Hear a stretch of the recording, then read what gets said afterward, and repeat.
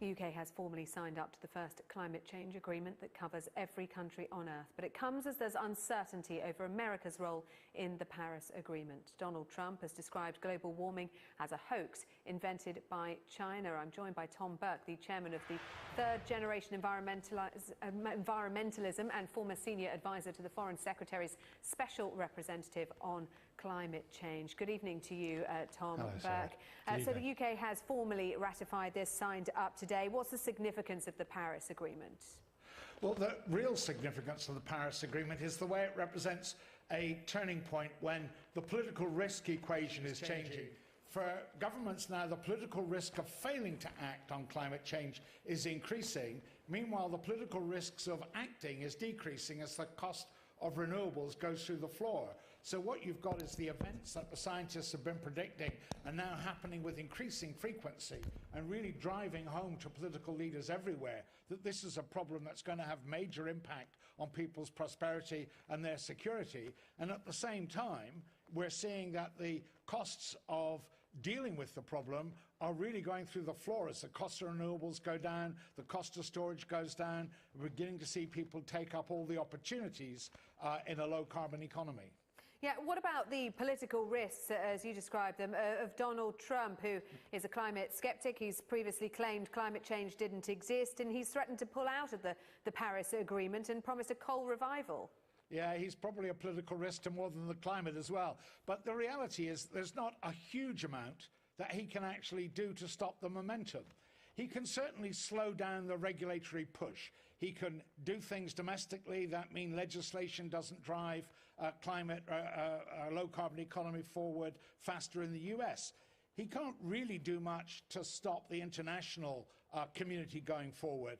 If you remember, the Bush administration pulled out of the Kyoto Protocol. Meanwhile, the rest of the world got on with it and achieved the objectives. And so, in that sense, he can't stop the world going ahead. The Chinese aren't doing something about climate change because they care about what the President of the United States is thinking. They do something about climate change because it immediately affects their people, and they're going to go on doing that. So I don't think we're going to see a very dramatic change globally. Domestically in the US, I think we are going to see a slowing down of their efforts there. But you have to remember that in the US, the rich of the president doesn't run everywhere. There are going to be a lot of states like California, other states that are going to go on driving forward to take up the opportunities in a low-carbon economy. There are going to be a lot of cities going ahead and doing things. And so I don't think we're going to see quite the cataclysm that some people have said. I think we may discover that Elon Musk is a much better businessman, the guy who's producing the electric vehicle, the Tesla, than Donald Trump.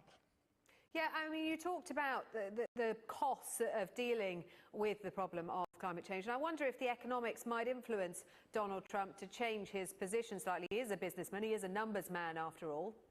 I think you're right about that, sir, to some extent, that what might well influence Donald Trump, as it really should be influencing our own government, is the fact the rest of the world is moving on very fast with an energy transition, an energy revolution that really is driving forward towards low carbon. And we're, because we've been a bit incoherent in our policy, are getting left behind. And there's a real risk that if Donald Trump carries on as he's been talking, then the same thing will happen in the United States. And so we'll be surrendering massive amount of market opportunities to the Chinese and European countries that are getting on with the energy revolution. How big a challenge is it to meet this commitment that the Paris Agreement sets, and what changes will the UK and other countries have to make in order to do that? It is a very big challenge to meet it, and we're not going fast enough with what we're doing. So we're going to have to do more. Now, that was recognised in the Paris Agreement. It was recognised this was a start and that we'd have to keep upping what we did regularly. There's a so-called ratchet mechanism that will drive things forward every 5 years. So we are going to have to go faster.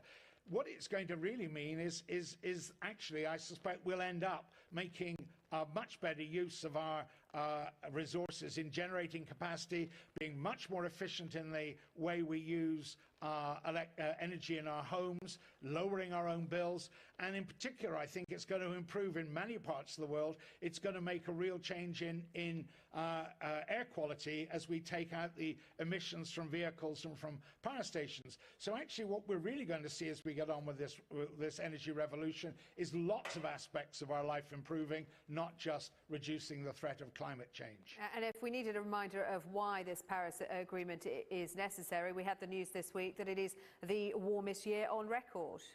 I think that's absolutely right, and we've seen this year in particular, for instance, the hurricane season in the Indian and Pacific Oceans was very aggressive.